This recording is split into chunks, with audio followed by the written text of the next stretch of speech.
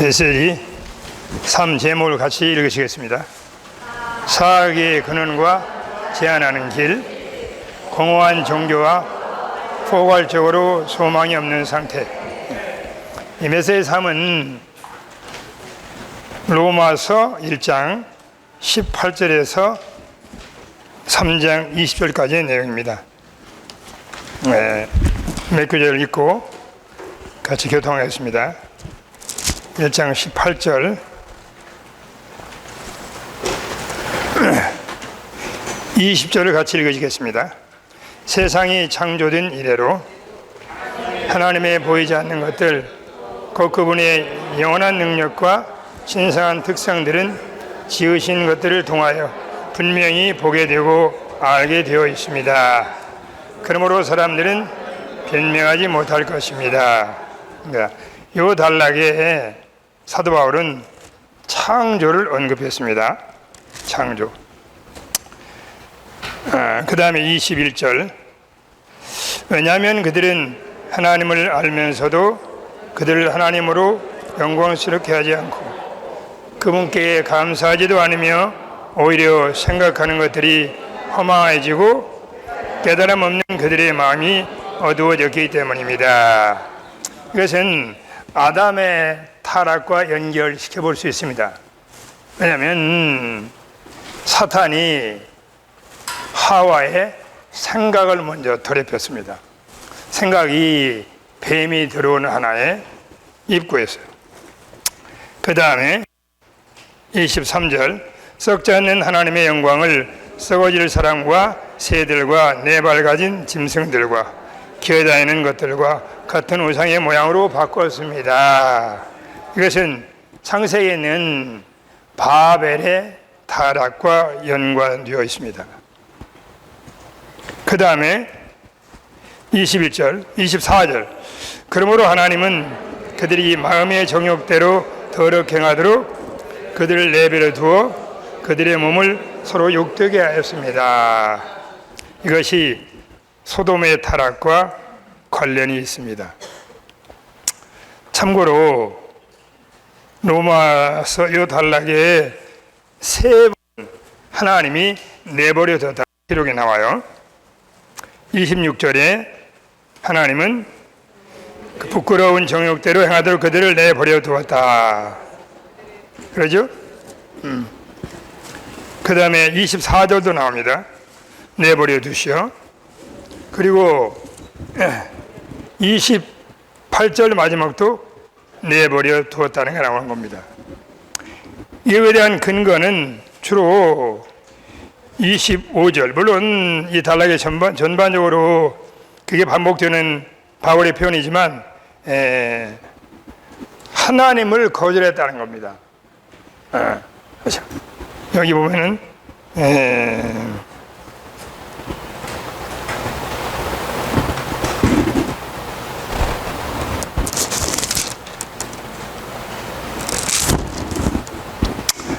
21절에 보시면 하나님으로서 영광스럽게 하지 않고 그분께 감사하지도 않고 오히려 그런 말이 나오잖아요. 이 단락에 보시면 그들은 지식의 하나님 두기를 싫어했다는 말이 나와요. 자, 어쨌든 이런 말씀 참고하시고 상당히 양이 많기 때문에 마지막 2장 지나셔서 3장에 있는 종교인들에 대한 유죄 판결 28절부터 29절까지 두 절만 읽겠습니다.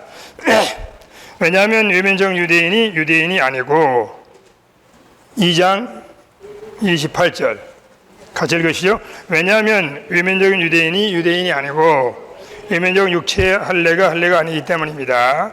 오직 내면의 유대인이고 할례는 마음에 있는 것이어서 영 안에만 있고 율법 주문에는 있지 않는 것입니다. 그러한 사람은 사람들에게 아니라 하나님께 칭찬을 받습니다. 여기에 세 종류의 대비가 있습니다. 첫 번째 대비는 표면과 내면이에요. 그렇죠? 외적인 것과 내재적인 겁니다. 두 번째 대조는 율법 주문하고 영 안에 있는 거예요. 영 안에 있느냐, 율법 조문에 있느냐. 세 번째 대비는 사람과 하나님입니다. 사람에게서 나온 거냐, 하나님에게서 나온 거냐. 그렇습니다. 자, 이 단락의 마지막 결론이에요.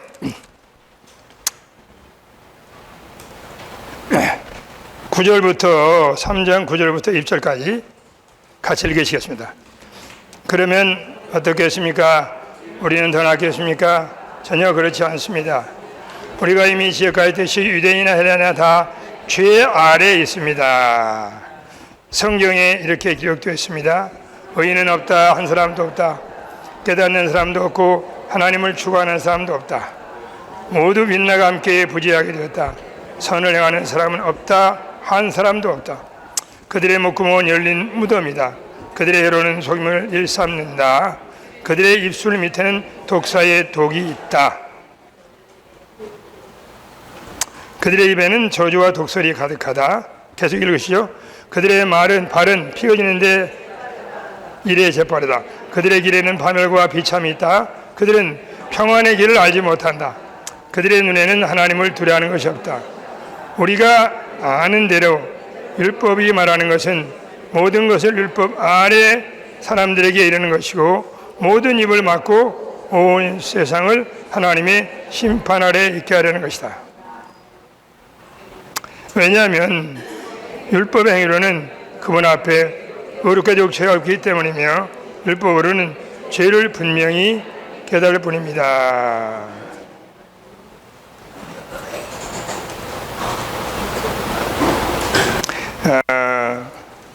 자, 성경은 여기까지만 읽겠습니다. 이 단락은 로마서의 서론 다음에 있는 유죄 판결, 정죄의 부분입니다. 자, 이 말씀에 들어가기 전에 앞에 우리 두 형제님이 교통한 개요 중에 이런 중점이 있습니다. 로마서는 사도행전 다음에 기록이 되었습니다. 사도행전 우리가 알다시피 교회의 창세기입니다. 어떻게 교회가 출현하고 어떻게 교회가 번식하고 어떻게 교회가 증가되고 어떻게 120명에서 3,000명으로 5,000명으로 예루살렘의 수만 명으로 10년 더 나아가서 예루살렘 교회만이 아니고 안디옥에 그죠? 예루살렘과 온 유대와 사마리아 땅까지 복음이 확산되는 이야기입니다. 인수가 증가하고 그리고 교회가 증가해서 이것이 우리가 말하는 사도행전입니다. 사도좌전이 아니고 사도행전이에요. 사도는 앉아서 누리는 사람만이 아니고 그들은 움직이겠습니다. 우리 하나님은 액팅과 행동하는 하나님이에요. 우리 안에 주님의 부담이 있을 때 우리는 자연스럽게 움직이는 겁니다.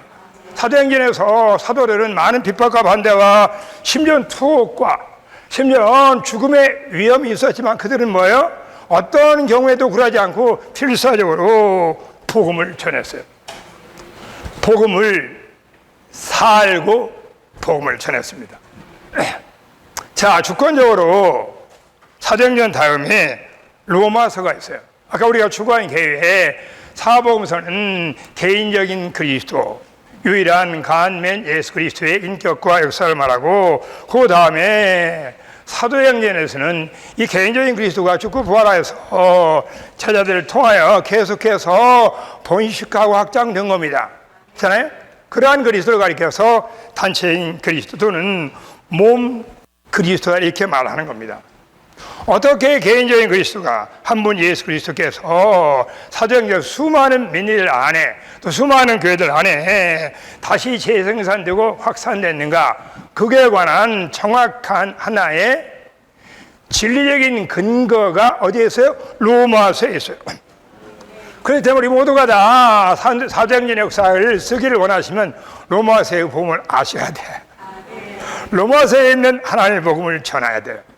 로마서에 있는 하나님의 복음은 우리 모두가 알다시피 부분적인 복음이 아니고 낮은 복음이 아니고 성경 전체를 포함하는 만유를 포함한 복음이고 이 복음은 특별히 하나님이 사도 바울을 선택해서 바울에게 사도행전 9장에 열어준 놀라운 그분의 영원한 마음의 갈망, 그렇잖아요? 그리스도와 교회, 한 머리와 한 몸, 한 신랑과 한 교회의 신부인 그분의 영원한 마음에 갈망하는 위대한 비밀, 복음, 계시의 중고에 따른 겁니다. 그럴 때는 반드시 뭐예요? 로마서가 있어야 사도행전이 가능한 거다. 사도행전의 역사를 원하지만 오늘 로마서의 복음이 약하기 때문에 복음을 전할 때마다 대단히 많은 문제가 생길 수가 있는 겁니다. 우리의 역사가 사도행전의 역사가 아닐 수가 있어요. 우리가 사도들의 발자취를 따르지 않을 수가 있는 겁니다. 여전히 뭐예요? 우리는 우리의 사역을 할 가능성이 있는 겁니다. 자, 이것이 로마서에 있는 하나님 복음의 중요성이다. 그래서 끝날 때까지 한 번도 빠지지 마시고 조퇴하지 마시고 지각하지 마시고 다 참석을 하셔야 되는 겁니다. 자,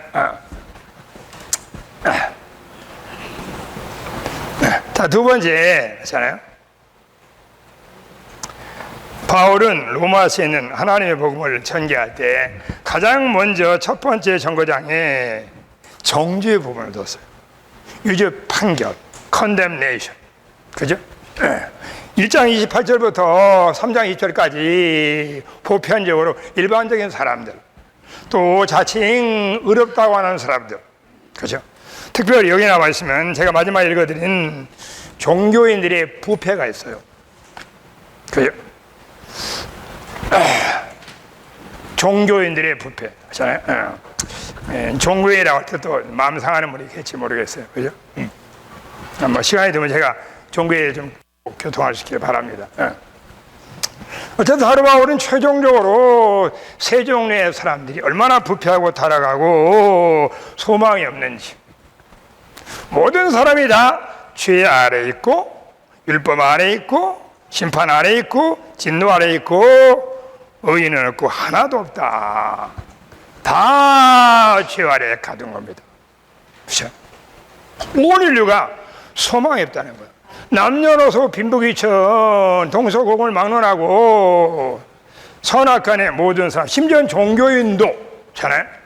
그들은 겉으로는 하나님을 위하고 하나님을 기쁘게 하고 성경을 가지고 있고 성경에 대한 많은 걸 가르치지만 그들도 마지막에 가장 타락한 사람 종류에 포함시켰습니다. 바울이. 자, 먼저 제가 왜 이것이 복음의 시작인가? 이 단락은 우리 모두가 알다시피 사람으로 하여금 절망하게 하려고, 사람의 하려고 소망이 없다고 말하기 위한 목적이 아니고 사람에게 얼마나 예수가 필요한지, 얼마나 구원이 필요한지, 얼마나 절박하게 절실하게 필사적으로 구원이 필요한지를 계시하기 위한 겁니다. 그럼 바울의 복음에 완전히 들어가려면 첫 번째 정거장에는 하나님 앞에서 유죄 판결, 하나님 앞에서 정죄가 다만 객관적인 교리가 아니고 주님의 긍휼로 강력한 빛에 의해서 주님과의 교통 안에서 첫 번째 뭐예요? 이러한 정죄를 체험해야 되는 거예요. 꼬꾸라져야 된다고. 맞습니다. 로마서 1장에는 이 첫 번째 정거장이 내가 구원받기 전의 상태일 뿐만 아니라 머리끝에서 발끝까지 철저하게 죄로 물들고 소망이 없고 영은 죽었고 혼은 타락하여 자아가 되었고 몸은 타락한 육체가 되어 있고 여기 나와 있는 대로 수많은 부도덕한 일들, 이것이 나의 과거의 역사고 나의 일람표일 뿐만 아니라 구원받고 난 후에도 이러한 인식과 깨달음이 분명치 못하고 바울이 말한 복음 안에 살지 못할 때, 그게 나의 메시지만이 아니고 나의 삶, 나의 조성이 되지 못할 때 여전히 수많은 민들도 여전히 뭐예요? 로마서 1장의 상태에 있는 걸 말하는 겁니다. 여러분 시간 있으면요 갈라디아 5장 14절을 보세요. 바울이 이런 말을 했어요.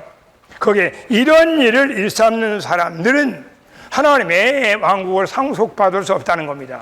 거기에 이런 일을 일삼는다는 말은 로마서 이 단락에 나와요. 이런 일을 일삼는 사람들 이런 말이 여기 나와요. 그렇잖아요? 그 이런 일을 일삼는다는 말은 무슨 말이에요?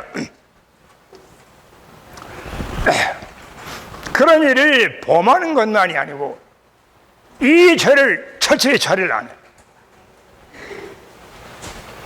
죄를 철저히 처리하는 사람은요 두 가지요 증거가 있어요. 그때부터는 죄를 극도로 미워하는 겁니다. 그러한 죄를 거절해요. 싫어해요. 그리고 뭐야? 주님을 더 경외하고 사랑하는 겁니다. 이것이 참된 용서함 받은 사람의 특징이죠. 이런 일을 일삼다는 말은 이런 거에 대해서 이런 죄를 범한다는 말이 아니고, 이런 죄를 범하고도 철저히 처리 안 하고 그걸 통해서 뭐요? 약한 가운데 강함을 체험하고 어둠 가운데 빛을 체험하고 내가 할 수 없을 때 할 수 있다는 그런 주임을 체험함으로 하나의 생명의 성장을 위한 하나의 예창조의 부모로 활용하지 않고 자주 습관적으로 그러한 죄 안에 사는 겁니다. 머무르는 거예요. 얼마든지 구원받은 그리스도인도, 심지어 주님을 추구하는 그리스도인들이 뭐예요? 이런 상태에 떨어져 있는 거예요. 이런 사람들은 뭐라고? 바울이 말하기를 하나님의 왕국을 상속받지 못해요. 하나님 왕국에 들어가는 건 요한복음에서 물과 성령으로 거듭남으로 들어갈 수 있습니다. 그때 우리가 왕국 백성이 되죠. 그러나 중요한 건 뭐예요? 왕국 백성답게 사셔야 돼. 마태복음 5장, 6장, 7장에 그러한 실제 바울이 로마 14장에서 말한 의와 평강과 성령 안의 기쁨을 유지하는 삶을 살아야 그게 왕국 백성의 증거예요. 왕국 백성하고 삶을 사는 겁니다. 오늘 이 세상 사람들 앞에서 하나의 반간증을 갖는 것. 구약의 이스라엘 나라가 모든 열궁에 하나님의 보배의 뜻이 오늘 이 땅에 뭐예요? 그러나 하나님의 백성들을 갖기 원하시는 겁니다. 만일 그렇게 살지 않는다면 뭐예요? 그게 바로 그러한 일을 일삼는 사람들이에요. 왕국에 상속이 없어요. 1000년 동안 구원은 받았지만 징계를 받으셔야 돼요. 슬펠며 이를 갈아야 돼요. 둘째 사망의 해를 맛봐야 돼. 구원 받았지만 구원 받고 난 후에 로마서 1장의 상태에 있는 수많은 그리스도인들이 오늘날에 존재하는 겁니다. 그럼 이것은 엄밀히 말하면 아까 우리 형제님도 잘 교통하시지만 이방인을 위한 복음만이 아니라 로마인에게 쓴 복음서잖아요. 로마에게 있는 너희에게도 이 복음을 전하기 원했어요. 그러면 이 복음은 구원받은 죄인들에게 한 복음만이 아니고 주님을 사랑하고 추구하는 모든 이들에게도 적용되는 복음입니다. 그러므로 유죄 판결은, 정죄는 하나님의 빛 가운데서 하나님이 아시는 대로 내가 하는 거예요. 동의하는 겁니다. 주님은 우리를 다 아셔요. 너는 개선의 죄가 없다. 너는 여기 나오는데 이런 죄를 진 사람은 사형에 해당된다는 거예요. 그렇지만 이 형제의 표를 빌리면은 불치병 환자예요. 형벌로 말하면 총살령을 당해야 돼요. 여러분, 이게 아담 안엔 우리입니다. 여러분, 거듭나서도 이러한 인식의 기초에 서 있어야 돼요. 철저하게 자신을 신뢰하지 않고 육체를 신뢰하지 않고 한순간 주님을 떠나면, 한순간 영안에 교통하지 않으면, 한순간 주를 철저히 자백하지 않고 내 안에 있는 죄와 세상과 다 육체를 처리하지 않으면, 왕국 복음의 이상의 통제를 받지 않으면 이런 삶이 얼마든지 우리에게 가능한 겁니다. 그러므로 이 정죄와 유죄 판결은 바울의 복음의 기초고 시작일 뿐만 아니라 영적 진보의 시작이에요. 모든 영적으로 진보한 사람들은 빛 가운데서 철저히 자신을 아는 사람들입니다. 자신을 신뢰하지 않는 거예요. 두려워 떠는 거예요. 끊임없이 깨어있는 겁니다. 신약 용어로 말하면 쉬지 말고 깨어 기도해야 돼요. 주님이 손을 놓으면 다시 일어설 수 없어. 주님이 붙잡지 않으면 영원히 무너져요. 다윗 같은 사람도 하나님이 한번 손을 놓으니까 뭐예요? 손을 놓으니까 끔찍한 이중죄, 살인죄와 간음죄를 범한 겁니다. 베드로 같은 수제자도 3년 동안 따라다녔지만 베드로 같은 제자도 하늘 앞에서 주님을 3번씩이나 저주하며 부인한 겁니다. 자신을 신뢰했죠. 자신을 알지 못한 겁니다. 저는 어쨌든 이것이 우리 모두에도 적용되는 거다. 그런 관점에서 제가 말씀을 드리는 겁니다. 보세요. 이것은요, 사역자의 선결 조건도 돼요. 우리가 알다시피 구약에 하나님께서요, 모세를 보내기 전에 광야에 40년 동안 던져놨습니다. 그죠? FTTF, 풀타임 트레이너, 인필드, 광야 훈련을 몇 년 동안요? 40년 동안 받았어요. 자, 그 원인은 뭐예요? 이스라엘 백성을 구원해내 긴박한 필요가 있어요. 이스라엘 백성들이 부르짖어요. 하나님, 이스라엘 백성을 구원한 하나의 구원자가 필요한데 모세가 가능성이 있지만 쓸 수가 없어요. 왜요? 로마서 1장에 나와 있는 빛 가운데 다에 대한 빛이 없어요. 모세는 자신을 대단히 신뢰했습니다. 애굽에 4년 동안 배운 그런 학문과 재능을 신뢰했죠. 그런데 모세가 한 겁니다. 그 모세에게서 나온 거예요. 모세가 나온 은사, 모세가 가지고 있는 역량, 모세가 타고날 때부터 가지고 있는 거지. 그게 죽음을 통과 아니에요. 그러면 40년 동안 전적으로 하나님이 모세에게 가르친 공과는 뭐예요? 로마서 1장에 나와 있는 유죄 판결 정죄. This is you. 이게 너다. 이게 너야. 모세를 보내기 전에 모세야, 네 손을 품에 넣어봐. 다시 꺼내봐. 이 손이 뭐가 됐어요? 문둥병이 된 겁니다. 너는 일생 동안 네 자신이 문둥병 황장인 걸 잊지 말라는 거야. 한순간 모세가 한 번 이상을 잃어버릴 때 결국은 반석을 2번 치고 이스라엘 백성들에게 화를 잘못 내서 가나안 땅에 들어가지 못하는 축복을 잃어버린 겁니다. 자, 이것이 바울이 말한 완전한 복음의 첫 번째 전과당 유죄 판결과 정죄다. 이건 목적은 아니지만 반드시 그것이 하나의 절차로 필요한 겁니다. 그래야만이 뭐 어떻게 해야 돼요? 그래야 우리 자신이 얼마나 소망하고 얼마나 타락하고 얼마나 부패하고 얼마나 비참했는지 빛 가운데 봐야 돼요. 거꾸로 쳐야 돼요. 자, 조만간 주님이 저는 우리의 실패를 통해서 우리의 고난을 통해서 어떤 때는 이 목회자 세미나에 강한 이 말씀의 비춤 가운데 아니면 주님과 개인적인 교통 가운데 긍휼을 얻어서 한 번 무릎을 꿇고 머리를 박고 통곡하고 자주 둥글어야 돼. 주님, 이것이 나의 참모습니다. 내가 사역자지만, 내가 목회자지만, 내가 가정의 남편이지만 주님, 내가 주님을 따르는 어떤 사람인지 철저히 하나님 본 것 따라서 보고 아멘하고 자에 대한 큰 빛이 있고 거기서 시작을 해야 되는 겁니다. 긍휼을 입은 사람들이에요. 하나님의 방문하심을 체험한 사람들입니다. 그죠? 자,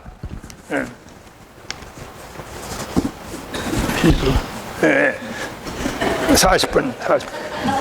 제가 시간을 안 지키면 김광희님한테 혼나는 겁니다.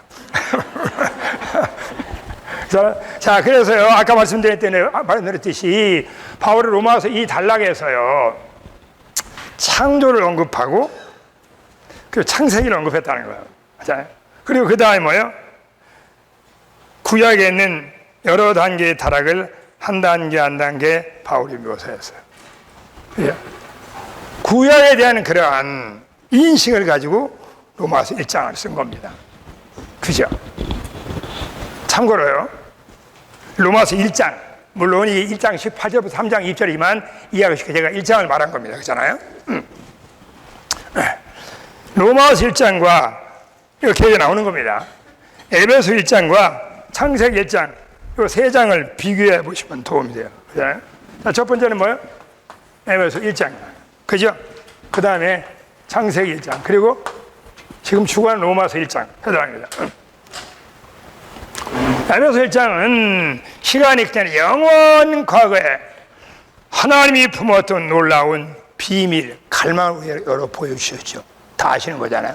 창세전에 그리스도 하나님을 선택하시고 예정하시고 아들 안에서 우리로 하여금 어떻게 됐어요? 거룩하게 하시고 심지어 우리가 최종적으로 아들의 명분, 아까 우리 형제님이 잘 교통한 단체는 아들의 명분이 되어서 우리가 하나님을 완전히 표현하는 겁니다. 신격은 아니지만 생명과 본성에서 하나님과 똑같이 되는 거예요. 영원전에 그분 안에 품었던 계획이 있었어요. 이게 그분의 갈망이야. 이게 우리의 인생의 의미예요. 이게 우주의 비밀, 이게 바로 성경의 중심 사상입니다. 이걸 내가 우리는 태어난 거예요. 영원전에 하나님의 갈망을 말해요. 이 계획을 따라서 창세기 1장에서 하나님은 사람을 시간 안에서 창조하신 겁니다. 그러므로 1장에 있는 그분의 영원한 갈망과 에베소 1장의 갈망은 동일해요.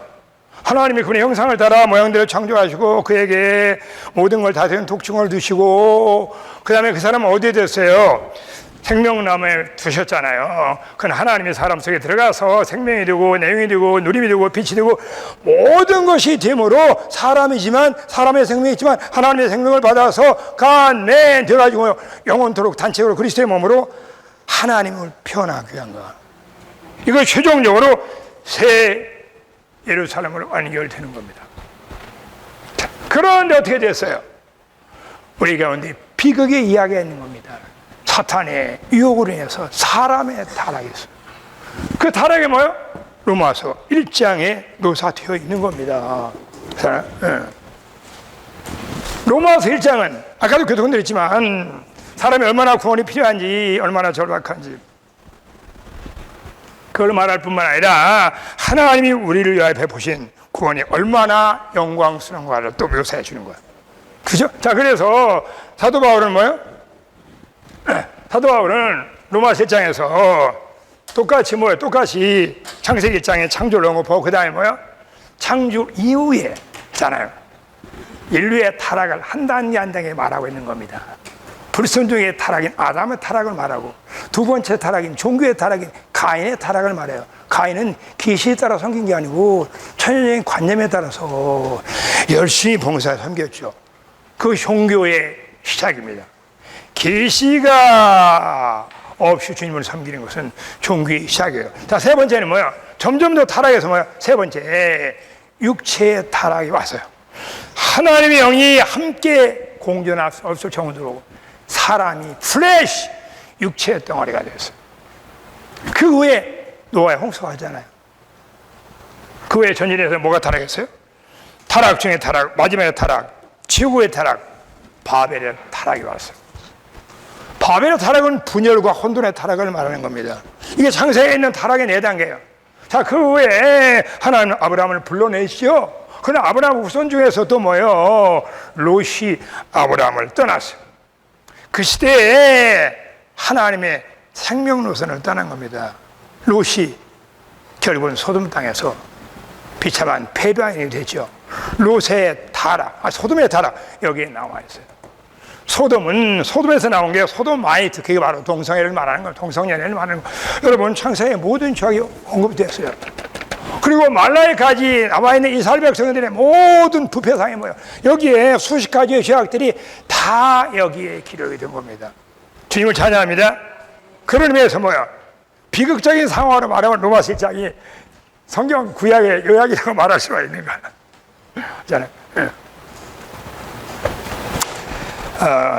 주님을 찬양합니다. 아멘.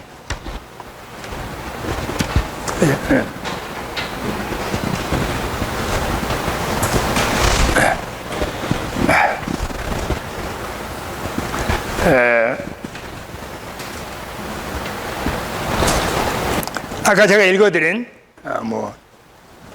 내용이 많기 때문에 하나님이 내버려뒀다는 게 3번 나와요. 근데 그 근거가 뭐냐면요. 근거가 보이지 않는 하나님의 그렇잖아요. 능력과 그 특성이 보이는 만물을 통해서 알 수 있다는 거예요. 두 가지 알 수 있다는 거예요. 하나는 하나님의 능력, 얼마나 하나님의 능력이 있는 두 번째는 뭐예요? 하나님의 특성. 이 특성은 고린도서 1장에 나와 있는 신격을 말하는 게 아니에요. 그렇잖아요. 예수 그리스도는 신격의 모든 충만이 육체 안에 거한다고 그러잖아요. 그 신격은 하나님의 육격, 하나님 자신을 말하는 겁니다. 여기에 있는 특성은 그걸 말하는 게 아니고 여기에 나와 있는 거 제가 말씀드린 거예요. 여기에 있는 특성은 하나님의 속성을 말해요. 그죠? 하나님의 속성은 율법에 나와 있는 겁니다. 물론 성경 전체에 나와 있죠. 주로 4가지가 하나님의 속성이에요. 사랑, 빛, 의, 거룩을 말하는 겁니다. 우주 만물이 다 이걸 묘사해 주고 있어요. 그렇잖아요? 여러분 보세요. 물론 타락에서 문제가 있지만 이게 하나님의 빛 하나님을 만물을 통해서 보여주는 겁니다. 그렇잖아요? 그 다 생명이 충만하잖아요. 생명이 하나님을 표현하고 있는 거예요. 그게 우리 하나님은 운치가 있는 하나님이라고, 멋쟁이 하나님, 그렇죠? 여러분 좀 있으면 가을이잖아요. 저는요 단풍을 보고요 제 부족한 거 간증하는 겁니다. 얼마나 이렇게 감사하고 눈물로 감사한지 몰라. 주님 오늘날 나도 단풍처럼 완전히 주님으로 적셔지고 변화되고 그날에 예수와 똑같아질 것입니다. 여러분 그걸 보여주는 거예요. 아름다운 하나님의 속성을, 운치가 있는 하나님의 속성을 만물을 통해서 보여주는 거예요. 우주 만물이 뭐예요? 복음이에요. 하나님이 계시다. 동물의 왕도 하나님이 계시다. 식물의 왕도 하나님이 계시다. 인간 사회도 뭐 하나님이 계시다는 복음을 전하고 있는 겁니다. 자, 어쨌든 여기 제가 좀 바울 로마서를 좀 간단히 요약을 해야 되기 때문에 좀 봅시다. 그래서 여기서 보시면요, 이 로마서 1장에 나와 있는 수많은 죄악들이 있어요. 이 죄악의 근본 원인이 뭐냐면요, 우리는 죄하면은 많은 죄들, 행위를 연상하잖아요. 그런데 성경에서 말하는 유일한 죄는요, 첫 번째 죄는요, 하나님과의 합당한 관계를 맺어야 돼요. 그래서 여기서 보면은 하나님께 감사하지 않고 하나님께 영광 돌리지 않고 하나님을 지식에 두기를 싫어하고, 지식에 두기를 싫어한다는 말은 하나님 있는 걸 알지만 하나님 없기를 바라는 그러네요. 또 만물을 통해서 하나님 알 수 있지 않냐? 바울이 계속해서 근원인 하나님께로 인도하는 걸 말하는 겁니다. 그죠? 성경에 있는 유일한 죄, 처음 죄는 뭐예요? 하나님과 올바른 관계를 맺어야 된다. 그죠? 자, 신약에서요, 유일한 죄가 뭐예요? 신약에서 유일한 죄가 뭐예요? 신약의 유일한 죄가 믿지 않는 죄지요. 요한복음 10장에서 성령이 우리를 책망할 때 죄에 대해서, 의에 대해 심판에 책망한다고 그러잖아요. 죄에 대해서라면 저희가 나를 믿지 않기 때문에 그런 거예요. 왜 수많은 사람은 지옥에 가요? 불면서 갑니까? 수많은 죄 때문에 가는 게 아니에요. 믿지 않았기 때문에 가는 거예요. 그렇잖아요? 구원의 유일한 길이 뭐예요? 주님을 믿는 거죠. 그러므로 로마서 1장에서 원래 창세기에서 사람이 지은 첫 번째 죄는 뭐예요? 믿지 않는 죄예요. 어떻게 그렇게 말할 수가 있습니까? 생명나무는 뭐라고 그랬잖아요. 여러분 요한복음 6장 보세요. 믿는 것이 먹는 것이고 마시는 거예요. 믿음은 동의하고 수고하는 것만이 아니고, 믿는 것이 뭐예요? 생명인 하나님은 우리 안에 들어와서 우리와 연합되는 겁니다. 빌립보 인투잖아요. 그게 인류의 첫 번째 죄예요. 하나님과의 문제가 있으면 모든 것에 문제가 있는 겁니다. 상당히 중요한 원칙이에요. 10계명도 첫 번째 5계명이 뒤에 있는 5계명도 먼저 나오잖아요. 첫 번째 5계명은 뭐예요? 하나님과 우리와 관계를 말하는 겁니다. 나머지 5계명은 뭐예요? 사람과의 관계를 말하는 거죠. 어쨌든 이것이 로마서 1장에 나와 있는 모든 인류의 죄의 근본이다. 이렇게 이해하시고,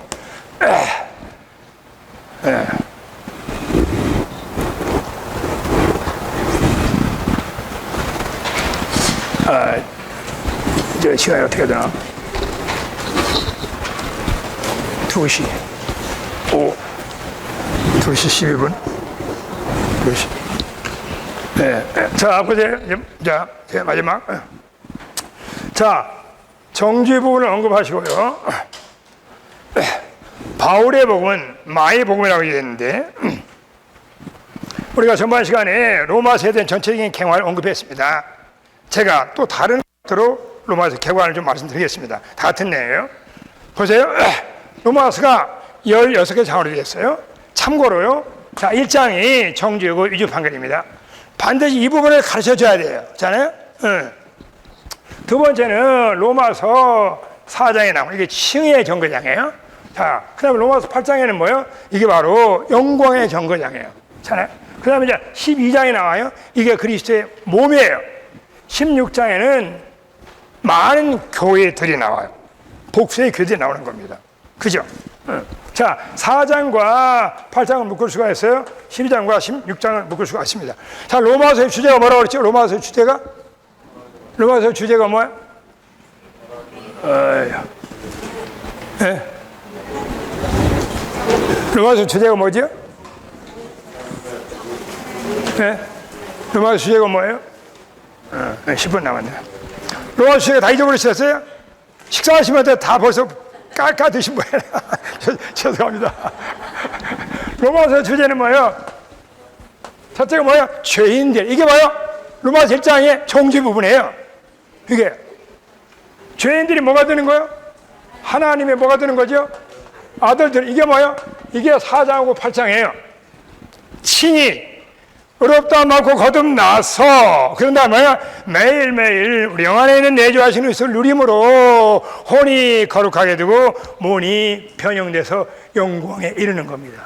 자, 이것이 개인적인 방면의 로마서의 복음을 말하는 거예요. 자, 이제 8장부터는 뭐예요? 아니, 12장부터는 뭐예요? 단체적인 방면으로 전진해요. 반드시 12장은 뭐예요? 그리스도의 몸이 나오는 겁니다. 자, 로마서 세 번째 얘기죠. 마지막 로마 16장은 뭐? 로마 16장은 교회들이야. 뭐 어쨌든 용어를 잘 이해하시기 바라고, 저희들이 지방교회라는 표현을 쓰는 걸 잘 이해해 주시기 바랍니다. 보통 또 어떤 분들은 뭐 지역교회를 그런 말을 써요. 이거에 대한 근거는 앞으로도 공부하겠지만 로마 16장에 갱그레아 교회가 나와요. 또 처치인 갱그레아. 그리고 거기에 많은 교회들이 나오는 겁니다. 자, 참고로, 쉬었습니다. 자, 이것이 로마서에는 하나님의 복음, 완전한 복음의 네 정거장이에요. 그러므로 사람은 태어나서 정죄 아래 있지만 반드시 복음을 듣고 뭐예요? 회개하고 주님을 영접해서 의롭다함 받아야 돼. 거듭나고 구원 받아야 돼요. 그렇죠? 그럴 뿐만 아니라 반드시 전진해서 로마서 8장에는 사중 생명을 가르쳐줘서 생명의 성령의 법 우리 영 안에 계시더니 매일매일 영 안에서 그리스도를 누려야 돼요. 그리스도를 살아야 돼요. 생명이 자라야 돼요. 왕노릇 해야 돼요. 이게 다 로마서에 나오는 얘기를 말하는 겁니다. 잖아요? 반드시 전진해야 돼요. 그런 다음에 반드시 8장에서는 하나님의 아들이지만 12장에서는 우리의 신분이 지체가 돼요. 지체는 몸과의 관계를 말하잖아요. 반드시 우주 가운데 우리는 한 몸이고 몸 안에 지체라는 이상을 봐야 돼요. 자, 이 몸이 뭐예요? 구원의 최종 목표인 겁니다. 이 몸을 통해서만이 하나님은 다시 올 수가 있어요. 이 몸이 구체적으로 어디에 표현돼요? 여러 지방에서 표현되는 걸 말하는 겁니다. 몸은 하나 이상 방면을 말하고 지방교회들은 몸의 실행 방면을 말해요. 그럼 우리가 복음을 전할 때도 반드시 4단계로 전해야 돼요. 왜 되시오? 반드시 4장을 전하고 그 다음에 8장을 전하고 그 다음에 12장 심적으로 전진을 해야 돼요. 그래야 그에게 뭐예요? 완전한 복음을 전해주는 걸 말하는 겁니다. 이 복음이 뭐예요? 시대를 전환하는 복음이에요. 완전한 복음을 말하는 겁니다. 간단히 2단어로 말하면 그리스도와 교회라고 말할 수가 있죠. 그죠? 네. 자,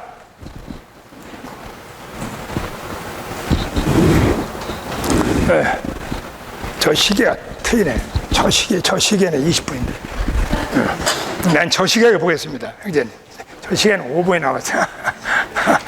저 시계는 5번이에요. 제 일생에 제가 좀 부족하지만 제 간증으로 마치겠습니다. 어느 날 주님의 긍휼로 로마서 1장에 비참한 삶을 살았어요. 대학 2학년 때까지 그런 삶을 살았습니다. 저는 종교인이었어요. 예배당에서였습니다. 많은 기도도 하고 주기도문도 하고 봉사도 하고 활동도 했지만 내가 만난 역동적인 살아있는 예수 그리스도가 없었어요. 그래서 여기에 나와 있는 표면적인 그리스도인 겁니다. 잖아요. 외적인 걸 가지고 있어요. 많은 걸 알고 있어요. 그러나 그 안에 그리스도와 유기적인 참된 체험이 없었습니다. 주님의 긍휼로 어느 날 내가 구원을 받았어요. 대학교 다닐 때 구원을 받고 너무나 기쁜 나머지 제 일생을 헌신했습니다. 그런데 제가 군대에서요, 어느 날 워치만 이형제의 정상적인 그 생활, 그 로마서 강해예요. 그 책을 보고요, 죄들의 사함받는 것만이 아니라 죄의 법에서 해방되는 걸 봤어요. 로마서 8장을 본 겁니다. 그때 구원받은 걸 못하게 너무나 기뻤어요. 내가 그 책을 여러 번 읽었습니다. 반드시 로마서 강해를 보셔야 돼요. 끝나시고 그 책 다 사셔야 돼. 몇 권밖에 없어요. 자, 그런 다음에 어느 날, 제 간증을 잘 이해하시기 바랍니다. 제 일생을 헌신해서 제가 사역의 길을 가기로 헌신했습니다. 그 주님의 긍휼로 주님이 나를 구원한 목적이 내 영성 구원만이 아니고 어떤 위대한 일을 하는 것만이 아니고 그분이 영원전에 품었던 몸, 3일간의 단적인 표현, 이걸 통해 대적을 쳐내고 주님을 다시 오시는 거다. 이것이 나의 구원의 목표다. 이걸 보고 제 일생이 전환됐습니다. 주님을 찬양합니다. 어느 날 제가 있는 교회 생활을 하면서 제가 기왕 이 길을 가려면 절대로 가야 되겠다. 그래서 이기는 자가 되려고 작심하고 직장을 놓고 지금까지 부족하지만 전시간으로 섬기고 있는 걸 말한 겁니다. 주님을 찬양합니다. 우리 모두가 가야 할 길이고 우리 모두가 전해야 할 복음이고 우리 모두가 체험해야 할 단계를 말하는 겁니다. 바울은 이 복음을 위하여 뭐요? 분별되어 있죠. 1장에 그런 말 있잖아요. 예수 그리스도의 노예라는 말 있잖아요. 바울은 주님의 피로 사신 바 됐잖아요. 피로 산 노예는 영광스러운 노예를 말하는 겁니다. 사랑으로 감동되어서요 절대로 주님을 섬기는 노예를 말하는 거예요. 진정한 노예가 되려면 바울의 복음, 그리스도와 교회에 대한 분명한 이상을 보고 이것이 그분의 마음의 갈망이고 이것이 그분의 목표고 성경의 중심이고 모든 대한민국에 있는 사람들에게 전파해야 할 높은 복음, 완전한 복음, 최고의 복음, 주님을 다시 모셔오는 시대의 복음을 말하는 겁니다. 그런 다음에 뭐요? 필사적으로 이 복음을 살아내야 돼. 체험해야 돼. 나의 존재가 돼야 돼요. 세 번째는 뭐요? 그걸 가지고 사역하시는 겁니다. 그걸 가지고 복음을 전하시는 것. 주님을 찬양합니다. 우리 모두가 다 이러한 바울의 복음 안에 자신의 일생을 헌신할 수 있기를 바랍니다. 할렐루야. 주님을 찬양합니다. 시간이 남았어요? 김영진이? 남아서 한마디 더 하겠습니다. 한마디. 자, 구약의 로마서에 가장 정확한 예표가 있어요. 그게 출애굽기입니다. 출애굽기 보세요. 로마서 1장에 해당되는 것이 출애굽기 1장이에요. 이스라엘 백성들이 노예 상태에 있는 거잖아요. 그들이 4장에서 칭을 받았다. 이게 뭐냐면 이게 출애굽기, 죄송합니다. 좀 내가 난설을 해가지고 12장에서 그들이 영광스러운 출애굽을 하는 거예요. 그죠? 그 다음에 8장에서는 뭐 이 8장이 출애굽기 16장, 17장에서 만나와 반성의 생수를 먹고 마시는 거, 생명에 잘하는 겁니다. 연합전쟁을 사용하는 거예요. 그런 다음에 로마 12장이 뭐 그리스도의 몸이잖아요. 출애굽기 25장에서 하나님은 모세를 시내 산에 이끌어서 그들을 애굽에서 구원한 그분의 영원한 마음의 갈망, 하나님의 거할 장막에 대한 식양을 보여주는 거예요. 로마 12장에서 바울이 본 몸에 대한 이상, 구약의 출애굽기에서 모세가 본 이상이 동일하게 예표에서는 장막이고 신약에서는 뭐예요? 그리스도의 몸에 관한 이상을 본 겁니다. 마지막 로마서 16장에 나오잖아요. 로마 16장은 뭐예요? 출애굽기 40장에서 이 땅에 성막이 건축이 돼요. 그러면 로마서 16장에 가야 몸의 실제와 건축이 있는 걸 말하는 겁니다. 주님을 찬양합니다. 이러한 이상을 따라 일생 동안 살고 헌신할 수 있기를 바랍니다. 할렐루야. 주님을 찬양합니다.